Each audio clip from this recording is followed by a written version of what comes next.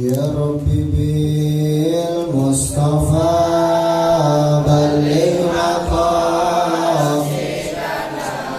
waghfir lana ma madha ya wasi'al karami Rabbana iftah lana abwaba ilmika uluman nafi'ah fid dunya wal akhirah ya Rabbi bil Mustafa balligh maqasidana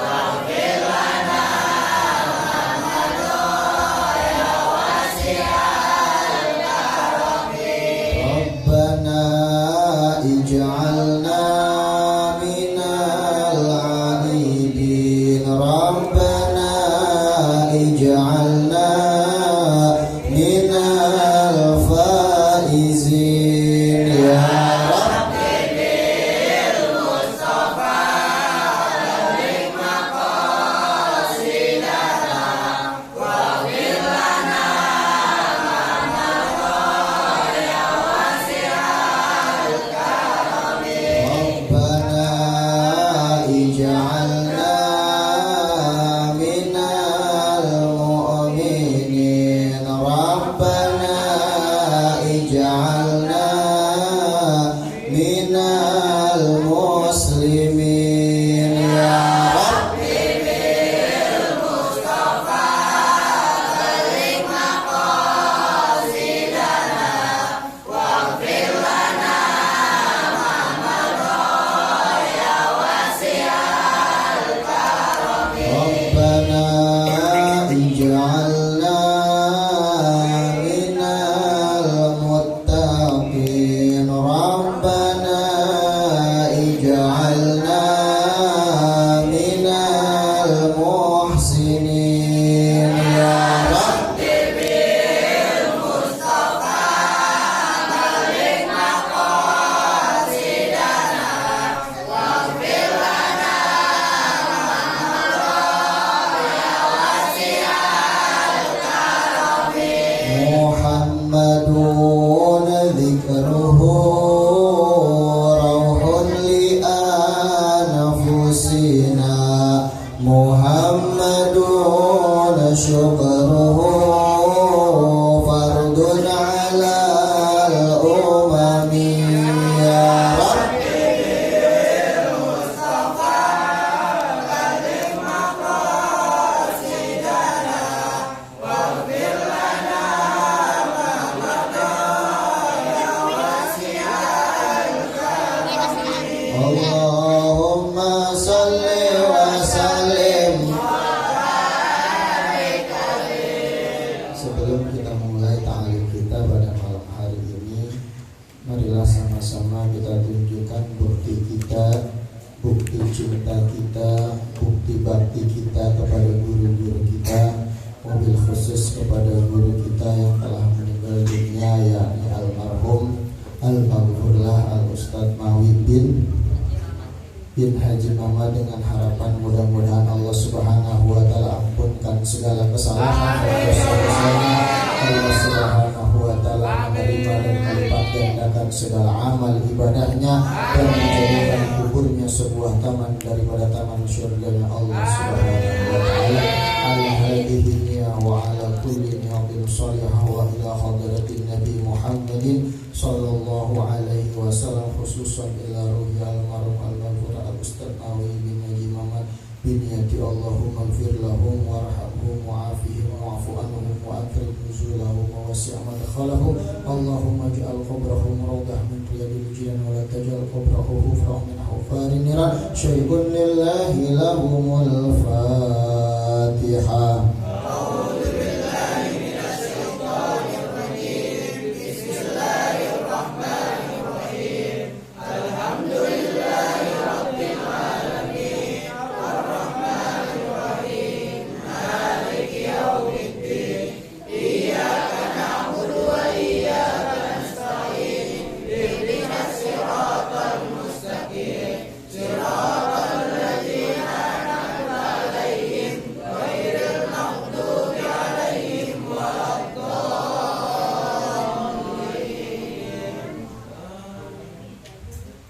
Assalamualaikum warahmatullahi wabarakatuh.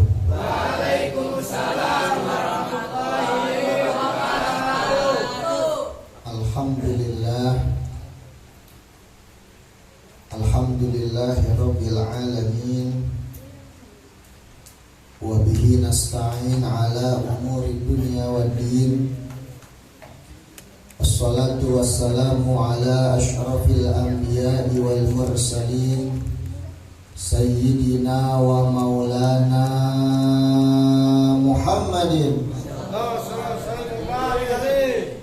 Imamil muttaqin wa afdalin nabiyyin wa ala alihi wa sahbihi ajma'in wa man tabi'ahum bi ihsanin ila yaumiddin, amma ba'du. Faqad qala Allah ta'ala fil Qur'anil Karim wa huwa asdaqul qailin, a'udzu billahi minasy syaithanir rajim. Bismillahirrahmanirrahim. Ya ayyuhalladzina amanu qu anfusakum wa ahlikum nara.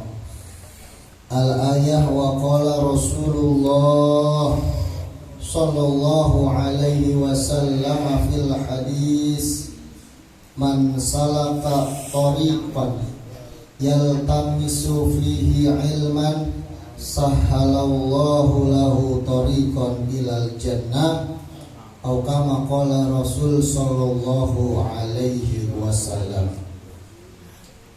Wa qala al-ulama al-ilmu nurun wa nurullah la yuhda lil 'as. Shadaqallahul azim wa sadaqa rasuluhun nabiyul habibul karim.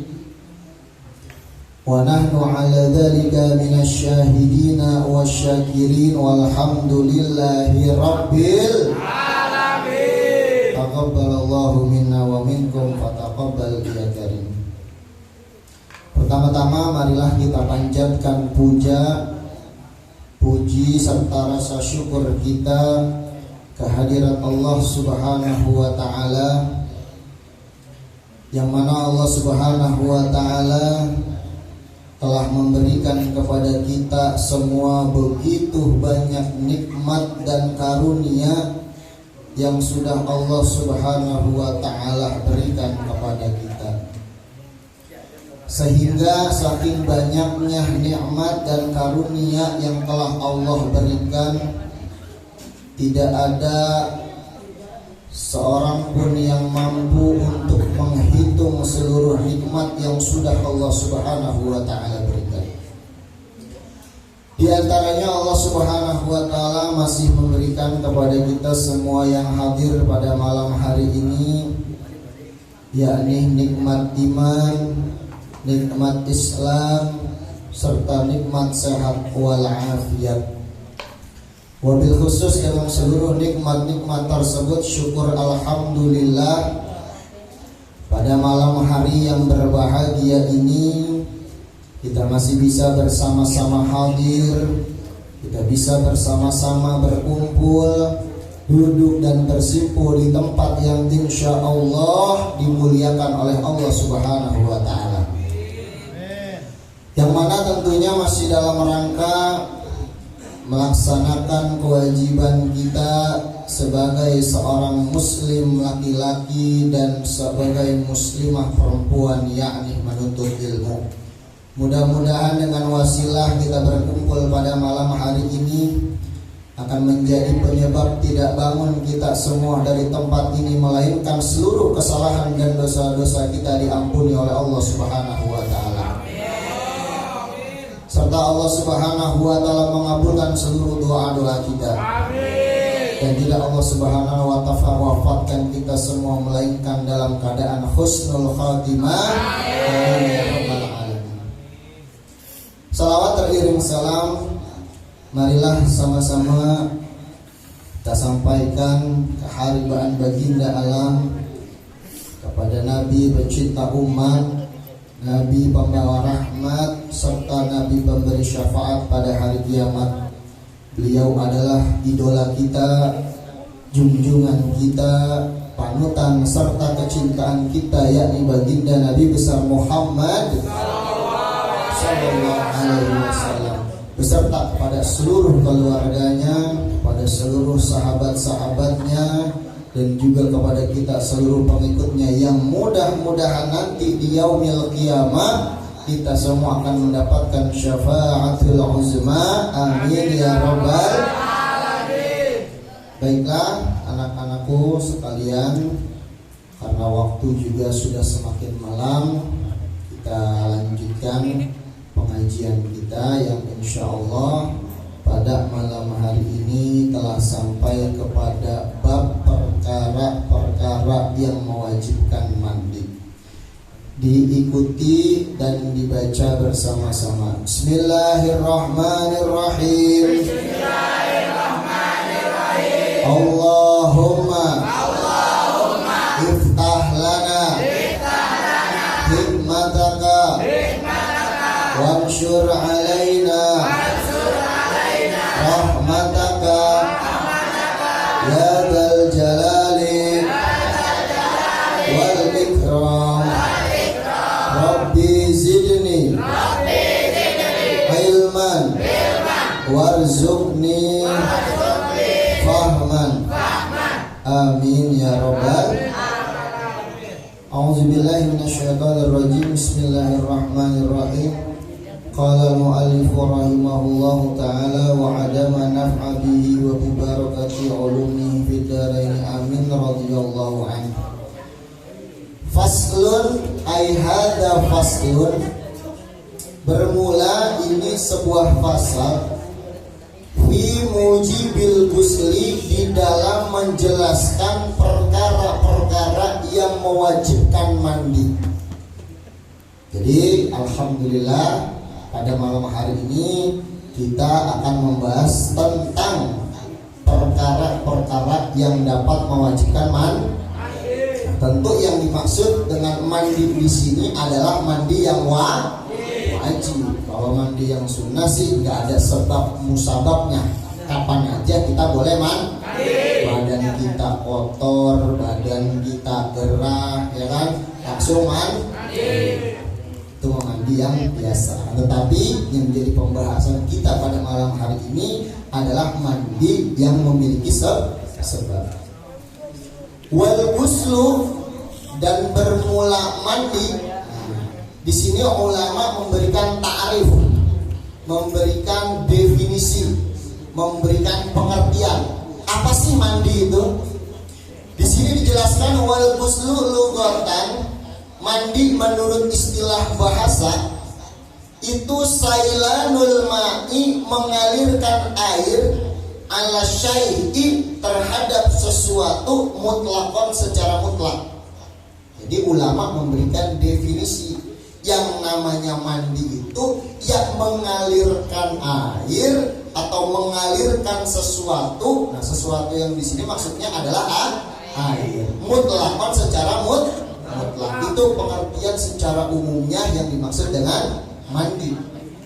Wa syar'an, dipersempit lagi nih pengertian mandi dalam definisi agama.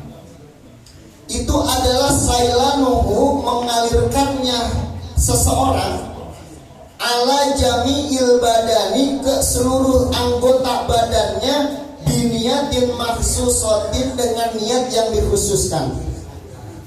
Jadi yang namanya mandi menurut istilah syara, menurut perundang-undangan agama yang didefinisikan oleh para ulama, itu adalah mengalirkan air kepada seluruh anggota badan dengan niat yang dikhususkan. Artinya yang namanya orang mandi wajib itu harus rata. Artinya dari ujung kepala sampai ujung kaki, dari ujung rambut sampai ujung kuku. Tapi kalau kita mandi junub atau mandi wajib, tidak mengalirkan seluruh air ke anggota tubuh, umpama cuma sebagian tubuh, maka mandi orang tersebut dianggap tidak sah. Paham sampai sini? Jelas sampai sini? Alhamdulillah. Akan tetapi yang namanya mandi junub di sini, mandi wajib di sini dikatakan oleh para ulama bukan sekedar menyampaikan air ke seluruh tubuh, akan tetapi biniyatin mahsusatin. Ada niat yang dikhususkan. Jadi kalau kita mandi wajib, di samping mengalirkan air ke seluruh anggota badan, ada niatnya juga. Apa niatnya itu? Yuk kita baca bareng sama-sama. Bismillahirrahmanirrahim. Bismillahirrahmanirrahim. Nawaitul ghusla lirafil hadasil akbari minal junubi fardo lillahi ta'ala. Hafal enggak? Coba kalau emang hafal tes bareng-bareng. 1, 2, 3. Bismillahirrahmanirrahim. Nawaitul ghusla lirafil hadasil akbari lillahi ta'ala. Berarti yang bilang hafal ragu-ragu saya. Ulang lagi kalau belum hafal sampai A. Bismillah. Baca 3 kali. Nawaitul ghusla lirafil akbari minal junubi fardo lillahi ta'ala. Bismillahirrahmanirrahim. Nawaitul ghusla lirafil hadasi akbari minal junubi fardo lillahi. Sekali lagi. Bismillahirrahmanirrahim. Nawaitul ghusla lirafil hadasi akbari minal junubi fardo lillahi ta'ala. Alhamdulillah. Kalau bareng-bareng apa? Coba kalau dites kata kita apa? Jadi pertanyaan saya begini, kalau seandainya kalian niatnya aja pada kagak apa, nah berarti mandi junubnya dipertanyakan selama ini. Benar apa enggak? Sah atau tidak? Kata Nabi, innamal a'malu binniyat. Segala sesuatu itu tergantung kepada niat. Wa innamal likulli imri'in ma nawa, dan seseorang itu akan diberikan balasan atas apa yang diniatkan. Artinya kalau kita selama ini mandi junub tanpa ada niat, maka kita cuma mendapatkan kebersihan badan, akan tetapi tidak mendapatkan pahala dari Allah Subhanahu wa ta'ala. Makanya untungnya kita jadi umat Islam, untungnya kita jadi umatnya Rasulullah Sallallahu Alaihi Wasallam. Di samping kita dapat manfaat duniawi, kita juga mendapatkan manfaat ukhra. Manfaat ukhrawinya apa? Mendapatkan pahala dari Allah Subhanahu wa ta'ala. Paham sampai sini? Makanya kalau niat mau mandi junub besok-besok jangan lupa baca niat. Sebab kalau nggak baca niat mandi junubnya tidak. Kalau tidak sah berarti sholat kita selama ini bukan dapat pahala tapi mendapat. Apa begitu? Karena kita sholat dalam keadaan junub. Itu apa sih Ustaz? Junub itu kotor. Tapi yang dimaksud kotor di sini bukan kotor yang sifatnya kayak tai ayam di depan mata kita, bukan. Yang maksud dengan kotor di sini adalah kotor rohani kita. Makanya kalau kita mau menghadap Allah, ya kita harus bersih secara zahir dan zahirnya kita hilangkan kotoran dan batinnya kita hilangkan dengan mandi junub. Paham sampai sini? Makanya hati-hati, harus hafal yang namanya niat mandi junub.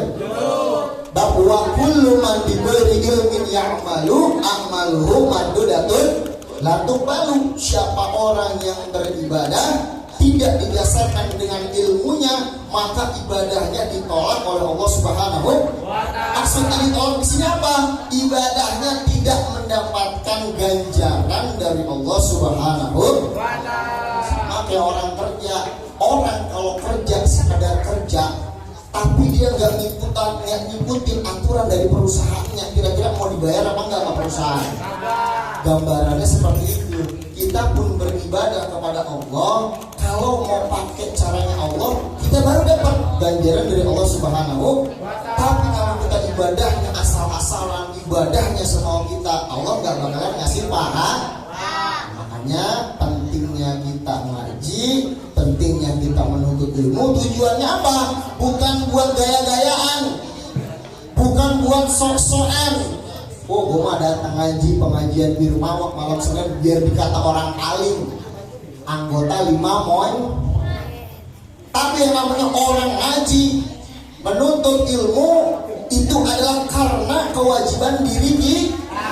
Dan ini diperintahkan oleh Nabi kita Muhammad Sallallahu Alaihi Wasallam di dalam hadisnya, utlubul ilma minal mahdi ilal, tuntutlah ilmu mulai dari buayan sampai meninggal dunia. Artinya selama roh kita masih ada di dalam tubuh, maka sepanjang itulah kewajiban kita untuk menuntut ilmunya Allah Subhanahu wa Ta'ala. Jadi tujuannya itu karena kita menjunjung tinggi daripada perintah Allah Subhanahu dan menjunjung tinggi perintah daripada Nabi kita Muhammad Sallallahu Alaihi Wasallam. Bahkan di dalam hadis yang lain Rasul katakan, talabul ilmi faridatun ala kulli muslimin wa muslimatin. Yang namanya menuntut ilmu itu hukumnya wajib bagi muslim laki-laki dan muslimah perempuan.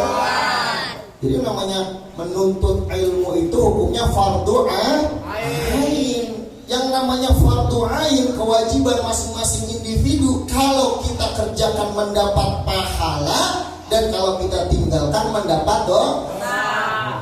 Ingat definisi wajib, ma yusabu ala fi'lihi wa yu'aqabu ala tarkihi. Kalau kita kerjain, maka kita dapat pahala dari Allah Subhanahu wa Ta'ala. Kalau kita tinggalkan, maka mendapatkan dosa.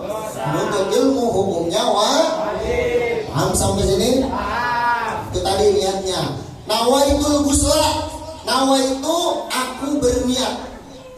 Al-ghusla akan mandi. Liraf'il hadasil akbari, untuk mengangkat atau menghilangkan daripada hadas besar. Minal junubi, daripada junub. Wajib karena Allah Subhanahu wa Ta'ala. Jadi yang namanya melafalkan nawaitul ghusla liraf'il hadasil akbari ila akhirih, itu mah hukumnya sunnah.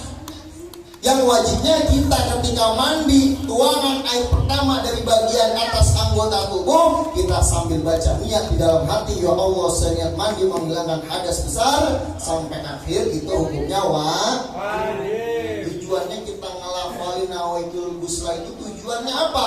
Untuk membimbing hati kita. Jadi yang wajibnya itu kita baca niat di dalam, biar kata ente baca nawaitul ghusla 10 kali, hati ente gak dibarengin dengan membaca niat tersebut, maka tidak sah mandinya. Paham gak sampai sini? Sama kayak kita sholat, sholli fardal isya'i arba'a raka'atin mustaqbilal qiblati adaan lillahi ta'ala, Allahu Akbar. Hatinya lalai, hatinya nggak ingat kepada Allah, nggak baca itu niat, maka sholatnya nggak sah. Paham nggak sampai sini? Begitu pun sama dengan mandi junub, harus sinkron antara anggota tubuh dengan hati. Itulah fungsinya daripada niat. Walladhi, dan bermula perkara-perkara yujibul ghusla, yang mewajibkan akan mandi, itu sitatu asya'a, ada 6 perkara. Jadi di dalam kitab Fathul Qarib ini dijelaskan perkara yang mewajibkan mandi itu ada berapa? Ada jawab bareng-bareng, ada berapa? Apa yang 6 itu? Salah satu minha tashtariku fiha rijal. Dari yang 6 ini kebagi kepada 2. Yang 3 dikhususkan buat laki-laki, dan yang 3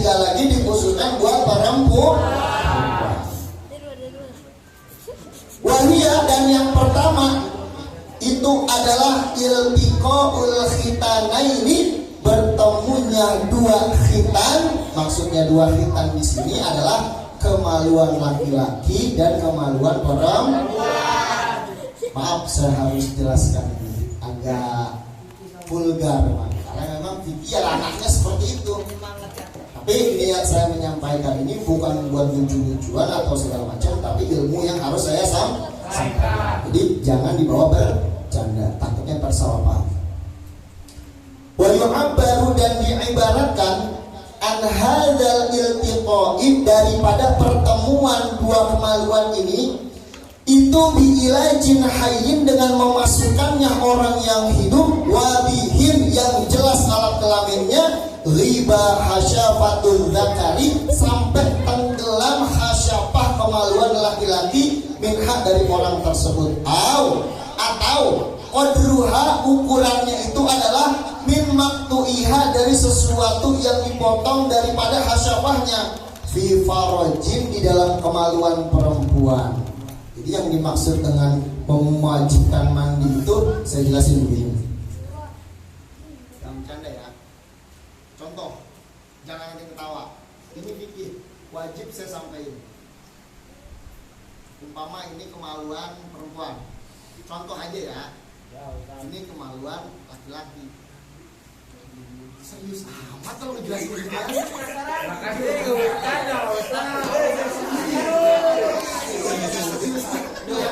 Ini ya, ini ilmu. Ini ilmu. Ini untuk ilmu. Dimasukin. Kan yang namanya kemaluan laki-laki itu kan panjang. Yang bercanda apa, woy? Mana sih, Ustaz, ukuran atau batasan seseorang itu mandi wajib kalau seandainya, ini buat yang udah sunat nih ya. Kalau yang udah sunat itu, kalau yang belum sunat pasti nggak bakalan tahu. Kita ceritain aja sama yang udah sunat. Kalau yang udah sunat itu biasanya kan ujungnya dipotong dikit tuh. Habis dipotong dikit gitu kan kelihatan kayak ada helm-helmnya. Jadi paham dah pokoknya. Nah, itu yang ukuran yang dipotong sedikit, yang ada helmnya itu tadi tuh. Nempelin, dimasukin ke kemaluan perempuan, dalam arti perempuan di sini istrinya ya. Yang belum nikah, dulu nikah. Masuk nih. Katakanlah nih, ini batas ini nih yang udah disunatnya ini. Nah, batasan yang mewajibkan seseorang itu mandi wajib kalau udah nyampe masuk ke situ. Jadi nggak harus nunggu full gitu. Kalau seandainya masuk cuma sedikit bagiannya saja sudah mewajibkan mandi, apalagi kalau sampai apalagi kalau ditarik maju mundur. Amin kira-kira.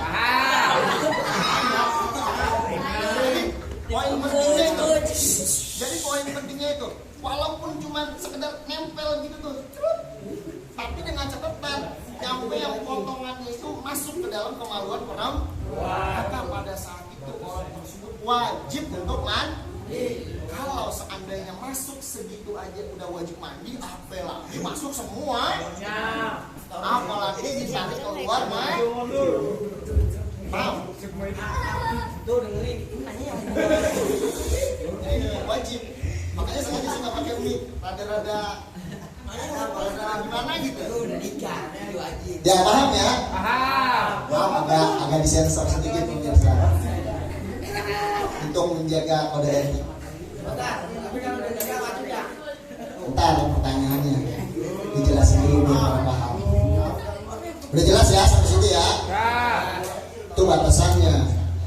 Wa yasiru, maka jadi siapa al-adamiyu, manusia al-muliju yang memasukkan fihi pada kemaluannya tersebut, junuban, dalam keadaan junub. Biilajima, dengan dia memasukkan sesuatu zukirot yang disebutkan tadi. Udah saya jelasin dulu tadi ya.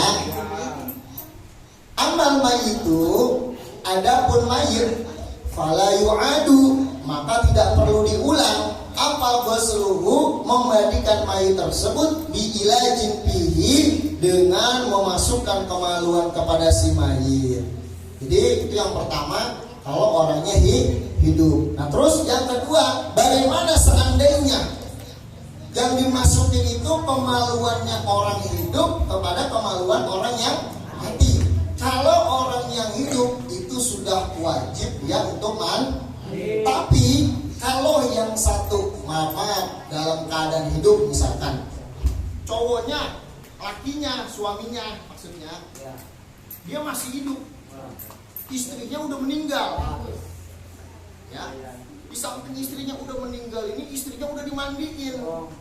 Yang namanya mayit itu kan diantaranya wajib dimandiin, wajib dikafanin, wajib disolatin, dan wajib dikuburin. 4 haknya mayit.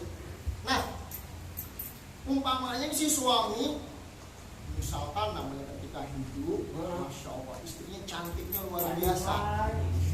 Jangankan masih hidupnya, udah matinya aja nih si suami melihatnya masih nafsu. Misalkan contoh, suaminya ini punya inisiatif, pengen ada hubungan badan perpisahan dengan istrinya. Aduh, jangan kuburin dulu, saya masih pengen berhubungan badan sama istri saya. Otomatis kan, yaitu istrinya dia, halal buat dia gitu kan. Kita nggak bisa ngelarang dan nggak bisa nyuruh. Akhirnya dengan dia inisiatif sendiri, itu istrinya pakai sampai masuk kemaluan istrinya. Nah, istrinya yang sudah meninggal tadi, walaupun dimasukin sama kemaluan suaminya, maka istrinya yang sudah meninggal tidak perlu dimandikan lah. Yang cukup mandi itu si suami. Kalau kata saya sih udah termasuk rada waras begini. Mayat masih dipakai, kayak nggak ada yang hidup aja. Begitu. Ya ini mah kan di luar kebiasaan manusia. Ini mah orang di atas normal lah. Gitu. Paham ya? Jadi yang si mayitnya mah udah nggak perlu dimandiin lagi, udah cukup. Karena apa? Orang kalau sudah meninggal itu terputuslah semua amalnya. Dia udah nggak dapat lagi yang namanya beban wajib, beban haram, beban sunnah, udah nggak ada, udah putus urusan dia. Yang ada adalah orang yang masih hidup. Seperti itu. Wa amal khunsa, dan adapun banci. Al muskilu, yang muskil. Yang dimaksud dengan banci muskil di sini adalah banci yang memiliki 2 alat kelamin, di atas kelaminnya laki-laki, di bawah kelaminnya perempuan. Adapun banci yang suka bawa radio, yang minta-minta duit ke rumah-rumah, itu mah bukan banci. Itu mah orang laki pengen jadi cewek. Itu orang kalau misalkan buka celananya laki, mendandanannya doang kayak perempuan, itu adalah orang yang tidak bersyukur atas pemberian Allah Subhanahu wa Ta'ala. Allah Subhanahu wa Ta'ala menyatakan dalam Al-Qur'an, laqad khalaqnal insana fi ahsani taqwim. Allah Subhanahu wa Ta'ala sudah menjadikan manusia dalam sebaik-baiknya dalam sebaik-baiknya ruh. Ya artinya kalau emang udah ditakdirin sama Allah jadi orang laki, ya udah jadi laki-laki sejati. Kalau udah diciptakan oleh Allah terlahir dalam keadaan perempuan, maka jadi perempuan yang sejati. Jangan dibalik-balik. Itu berarti dia tidak bersyukur kepada Allah Subhanahu wa Ta'ala. Ingat, wa in syakartum la azidan. Kalau kita bersyukur kepada Allah, maka Allah akan menambah nikmatnya. Wala in kafartum, tetapi kalau kita kufur, nggak bersyukur atas nikmat Allah, inna azab lasyadid, sungguh azab Allah itu sangat baik. Itu azab di dunia, lebih-lebih azab di akhir. Di dunianya aja kan udah ketahuan orang yang nggak bersyukur sama Allah mah kayak banci. Kira-kira kalau orang ketemu mau banci, hatinya senang apa kesel? Kesel. Udah mintanya maksa, nyolek-nyolek, udah gitu berisik. Itu orang-orang kayak begitu, hidup di dunia aja orang gedeg, ntar begitu dia mati, alhamdulillah. Jadi matinya bukan orang sedih, malah orang senang. Nah makanya pelajaran nih buat kita yang hidup. Jadilah ketika kita hidup di dunia, di mana kita berada, orang senang dengan keberadaan kita. Dan ketika kita tidak ada di situ, orang kangen dengan kehadiran kita. Kan kata para ulama, kun hadisan liman wa'a innamal mar'u hadisun ba'dahu fakun hadisan liman wa'a. Artinya jadilah kamu orang yang apabila nanti kamu mati itu akan menjadi omongan-omongan yang baik, ucapan-ucapan yang baik. Artinya ketika kita hidup di dunia ini, usahakanlah selalu berbuat baik, menyampaikan kebaikan. Jadi begitu nanti kita mati, yang akan diucapkan oleh orang-orang adalah keluar dari mulutnya kebaikan juga. Contoh misalkan Ari ketika hidup di dunia, Masya Allah, setiap malam Senin baca maulid kepada Nabi kita Muhammad Sallallahu Alaihi Wasallam. Bang Ari ini perlu ditiru, perlu dicontoh. Jangan Bang Ari doang yang bisa baca maulid, semuanya juga harus bisa. Artinya apa? Bila mana Bang Ari berhalangan hadir, berhalangan datang, nggak bisa datang, masa ia baca maulidnya berhenti? Kan nggak mungkin, betul nggak? Baca maulid harus tetap berjalan. Ada Bang Ari dan tidak ada Bang Ari, baca maulid mah harus paham nggak sampai di sini? Artinya apa? Harus ada kaderisasi. Ibarat pemain bola mah ada pemain inti dan pemain. Kalau ibarat mobil ada ban asli, ada ban. Paham nggak? Kalau udah paham dikerja, jangan dipaham doang. Soalnya minggu yang lalu ini Masya Allah, di saat Bang Ari nggak ada, majelis digoyang, gempar kita. Biasa baca maulid atau nggak baca? Ada yang disuruh baca maulid, saya nggak pede Pak Ustaz. Apa hubungannya baca maulid sama baca membaca aja dengan niat biar mendapatkan syafaat dari Rasulullah Sallallahu Alaihi Wasallam. Man ahya sunnati faqad ahabbani wa man ahabbani kana ma'i fil jannah. Siapa orang yang menghidupkan sunnah-sunnah Rasulullah Sallallahu Alaihi Wasallam berarti dia cinta kepada Rasul. Dan siapa orang yang cinta kepada Rasulullah, maka dia wajib berada di dalam surga bersama dengan Rasulullah Sallallahu Alaihi Wasallam. Mudah-mudahan kita semua menjadi umat yang masuk ke dalam surga. Kata Nabi Muhammad, kullu ummati yadkhulunal jannah. Semua umatku nanti, umat Islam, orang-orang yang beriman, yadkhulunal jannah, bakalan masuk ke dalam surga. Kata Nabi, illa man aba, kecuali orang yang nggak mau. Jadi ternyata dari umatnya Rasulullah SAW ini ada yang mau masuk surga dan ada juga yang nggak mau masuk ke dalam. Tapi sama Nabi udah dikasih jaminan bahwasanya semua umat itu akan masuk ke dalam. Rasulullah ketika ngomong kayak begitu, sahabat nanya, ya Rasulullah, wa man ya'ba? Emang ada dari umatmu orang-orang yang nggak mau masuk ke dalam surga? Kata Rasulullah SAW, ada. Wa man ata'ani dakhalal jannah wa man asani faqad aba. Kata Rasulullah SAW, siapa yang patuh atas perintah Allah, siapa yang taat terhadap sunnah-sunnahku, maka dia akan masuk ke dalam surga. Akan tetapi siapa orang yang membangkang kepada perintah Allah, tidak mau ikut daripada aturan Allah, tidak mau menghidupkan sunnah-sunnah Rasulullah SAW, sungguh mereka adalah golongan orang-orang yang tidak mau masuk ke dalam surga. Jadi jangan kegeeran dulu. Dari hadis kullu umat yadkhulunal jannah, itu hadisnya masih umum dan dikhususkan dengan kalimat wa man ata'ani dakhalal jannah wa man asani faqad aba. Selama ini yang beredar di masyarakat kita kan begitu. Gua tenang aja, gua mah enggak sholat, gua mah enggak puasa, gua mah enggak ngaji, gua mah enggak bayar zakat, orang umat Nabi Muhammad mau masuk surga. Ya emang sih masuk, cuman transit dulu. Gimana transitnya?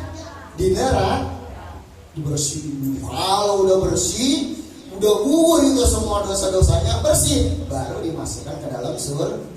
Cuma jadi pertanyaan, emang mau masuk surga belakangan? Emang mau masuk neraka dulu? Nah, kalau enggak, kalau nggak mau, yuk mari sama-sama kita jadikan apa? Momentum peringatan Maulid Nabi kita Muhammad SAW kemarin tuh untuk apa? Untuk semangat kita di dalam beribadah kepada Allah Subhanahu wa Ta'ala. Paham sampai sini? Lanjut. Wa minal mustariki. Dan yang selanjutnya itu adalah inzalul mani ay khurujul mani, yakni keluarnya min syahsin dari seseorang bighairi ilajin, dengan tanpa dia memasukkan kemaluannya, wa in qalla, sekalipun sedikit, apa almaniu, air mani yang keluar, kakotrotin, seperti satu tetes. Walau karena sekalipun ada satu tetesnya itu ala launi dami, atas warna darah. Walau karena sekalipun ada apa al-khariju yang keluar itu bijimain, dengan sebab jim, au ghairihi, atau selain jim, fi yaqizatin, dalam keadaan bangun, au naumi bi syahwatin, atau tidur dalam keadaan syahwat, au ghairiha, atau selain daripada yang kedua itu, min tariqihil mu'tadi, daripada jalan pada umumnya, au ghairihi, atau selainnya, kain kisari sulbihi, seperti pecahnya tulang rusuk, fa kharaja manihi, maka keluarlah mani tersebut. Yang pertama udah jelas, yang mewajibkan seseorang mandi itu apabila bertemunya dua kemaluan yang sudah disunat dari laki-laki dan perempuan dengan batasan sebagaimana yang sudah saya jelaskan tadi. Nah, yang kedua itu adalah yang dapat mewajibkan mandi apabila seseorang yang masih hidup itu mengeluarkan mani. Keluarnya mani itu sebabnya ada dua. Yang pertama dengan sebab hubungan badan suami istri, itu udah jelas, siapapun tahu dan siapapun paham tanpa harus saya perjelas lagi. Nah, terus yang kedua, kalau keluarnya mani itu tadi secara berhubungan badan, itu kan jelas dalam posisi sadar. Terus bagaimana kalau seandainya keluar maninya dalam keadaan tidur lewat mimpi? Nah, di dalam mimpi tersebut, ya, misalkan kita lagi in the hall sama pacar kita. Waduh, punya pacar kan nih? Wah, yang punya pacar semuanya pada putus. Begitu mimpi berhubungan badan, tahu-tahu begitu dia bangun tidur, dia pegang celananya, ada yang basah. Ternyata begitu dipegang, wah, basahnya bukan air doang, ada yang lengket-lengket. Nah, berarti itu keluar. Maka pada saat itu dia wajib untuk mandi. Itu yang kedua, keluarnya mani baik melalui sebab hubungan suami istri atau keluarnya mani karena mimpi. Walaupun mani yang keluar itu dalam mimpi kita cuma sedikit, nggak banyak, tapi emang jarang sih orang yang keluar air mani itu, Bang. Palingnya setetes dua sampai sebab, sampai seember, enggak. Walaupun cuma keluarnya sedikit, wajib mandi. Apalagi kalau keluarnya banyak. Saya juga nggak tahu yang keluarnya banyak siapa.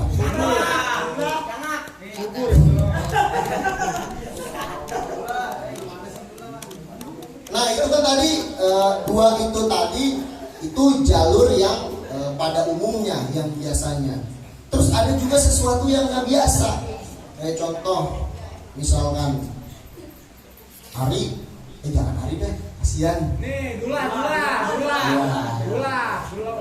Kita cari korban baru. Dula udah kerja belum? Udah. Kerja di mana? Kita doain biar Dula dapat kerjaan yang baik. Gajinya gede. Jabatannya tinggi. Tapi ingat, kalau udah sukses jangan lupa sama Irma. Apalagi sama Pak, sama gurunya.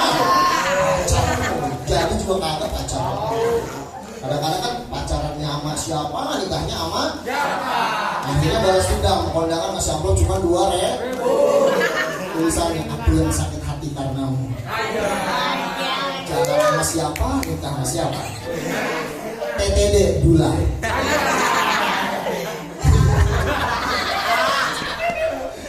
Si Dula ini lagi bawa motor, frustasi dia.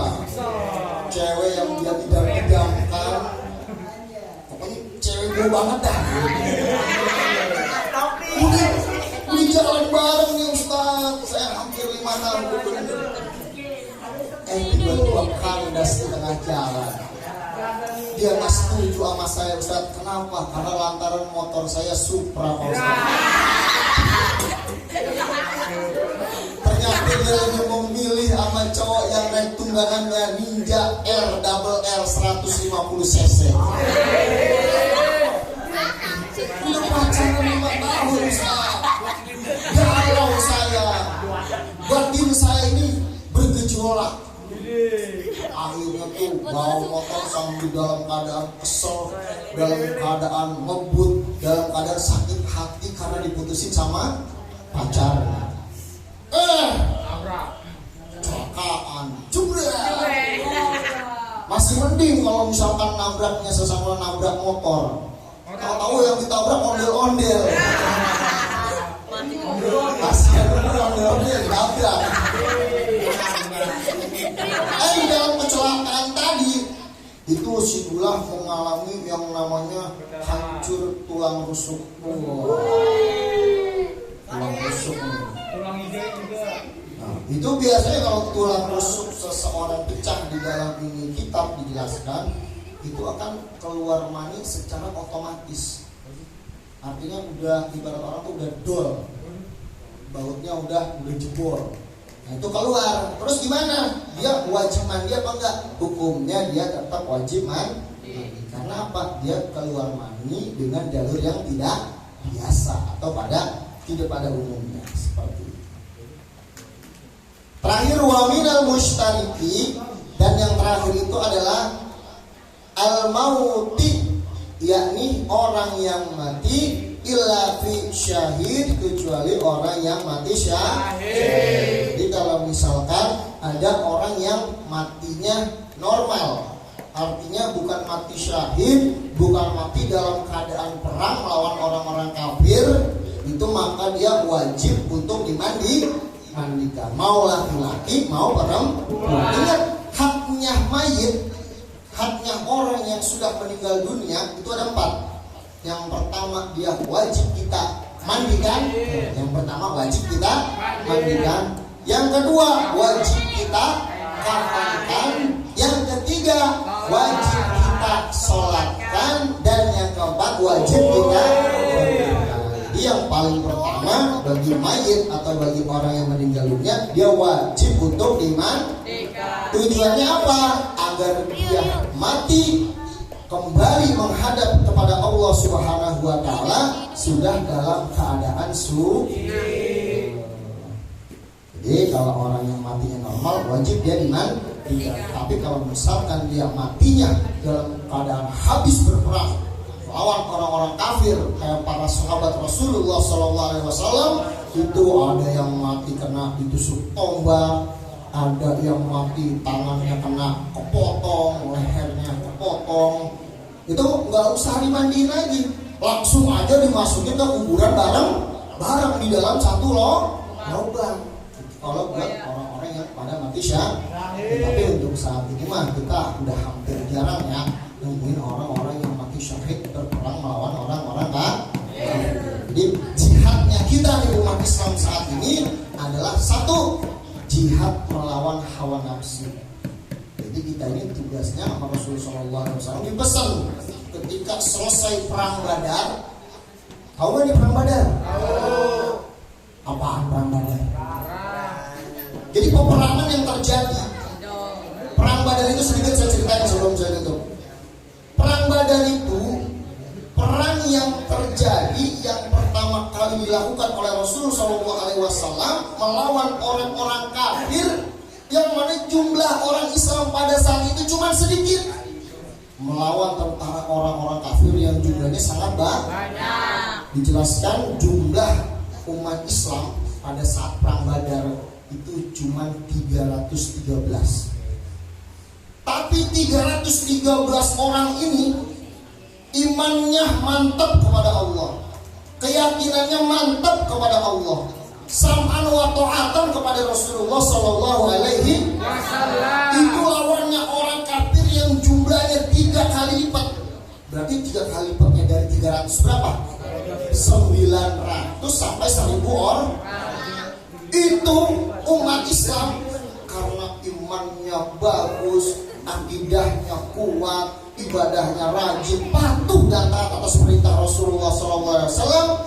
Itu mereka diberikan kemenangan oleh Allah Subhanahu wa Ta'ala. Sehingga Allah nyatakan dalam Al-Quran, kam min fi'atin khalilatin ghalabat fi'atan kasiratan biiznillah. Berapa banyak di dalam peperangan itu golongan orang-orang yang jumlah tentaranya cuma sedikit, akan tetapi bisa mengalahkan musuh yang begitu banyak. Ingat, biiznillah, dengan izin daripada Allah Subhanahu wa Ta'ala. Biar kata pada saat itu umat Islam banyak, orang kafirnya sedikit, tapi kalau tidak mendapatkan izin untuk menang dari Allah Subhanahu wa Ta'ala, bakal menang apa enggak umat Islam? Bakalan. Sama kayak negara kita Indonesia ini merdeka 17 Agustus 1900.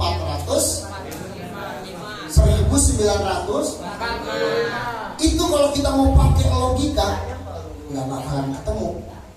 Kalau mau kita pakai akal nggak bakalan sampai. Bayangin Belanda, Jepang yang udah menjajah negara kita, mereka itu negara-negara maju. Mereka itu perangnya udah pakai apa? Tembakan. Udah pakai pesawat, udah pakai bom. Lah Indonesia pakai apa? Pakai seadanya. Pakai bambu. Ya adanya bambu pakai bambu, adanya golok pakai golok. Kalau secara logika, orang berantem, duel 1 lawan 1, Ari pakai golok, saya pakai tembakan. Kira-kira menang mana? Ari bisa ngomong, Ustaz Garuh ini. Hah? Itu kalau kita pakai logika. Akan tetapi bangsa kita Indonesia ini merdeka karena rahmat dan izin dari Allah Subhanahu wa Ta'ala. Kalau kita pakai logika mah, maaf nih, misalkan ada ahli strategi perang di sini, katakanlah Bang Didi, jenderalnya, panglimanya, di panglima perang, disuruh mimpin nih, pasukannya banyak 1000 orang. Akan tapi begitu terjun ke medan perang kagak dibekelin senjata sama sekali. Ahli strategi perang, jago, Bang Didi. Begitu mau perang nih, head to head sama lawannya, dia nggak bawa senjata apa-apa, senjatanya bawa bambu runcing, bawanya golok, apa lagi? Bawa celurit, bawa batu.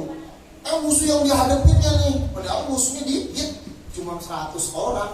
Tapi persenjataannya lengkap, tembakannya, senapannya, granatnya, bomnya, kendaraan perangnya juga nggak jalan kaki, nggak naik kuda, naik mobil perang. Kira-kira nih bakalan menang jenderalnya Bang Didi apa bukan? Ya bukan lah. Tapi sekali lagi, bangsa kita Indonesia merdeka itu karena rahmat dari Allah Subhanahu wa Ta'ala. Tugas kita nih generasi muda, perjuangan para pendiri negara itu luar biasa. Mereka bertaruhnya nyawa untuk memerdekakan bangsa Indonesia. Nah, tugas kita sebagai generasi penerus, generasi selanjutnya adalah mengisi kemerdekaan. Itu kira-kira lebih gampang apa lebih mudah? Lebih tinggal kita aja melawan daripada kemalasan kita, melawan daripada kebodohan diri kita. Nah, mungkin ya itu saja yang bisa kita sampaikan. Mudah-mudahan ada manfaatnya. Mari sama-sama kita tutup pengajian kita pada malam hari dengan membaca doa. Astagfirullahaladzim, astagfirullahaladzim, astagfirullahaladzim. Alhamdulillah ya Maulana ya Ma'mur wa sallallahu alaihi wasallam. Akhirin.